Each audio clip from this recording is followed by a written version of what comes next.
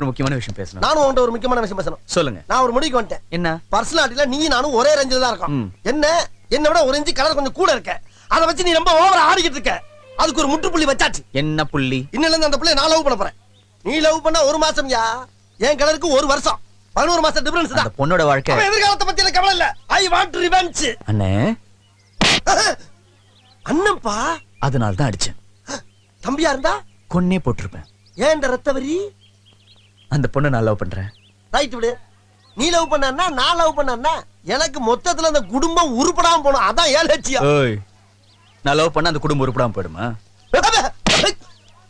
Attack பண்றீல? போயிட்டு இருப்போம். ஏன் எவ்வளவு அடிச்சாலும் சொரணலமா நிக்கிறீங்க? தம்பி போங்க தம்பி. ஊருக்குள்ள போய் காட்டு பாருங்க. நாங்க அடி வாங்காத ஏரியாவே கிடையாது. எவ்வளவு அடி வாங்கினாலும் சத்தமே வராது, ஓடுனது கிடையாது. நீ என்னமோ 2 அடி அடிச்சுட்டு பெருசா பீத்துற. ஹலோ நேத்து அடிக்க வர நீ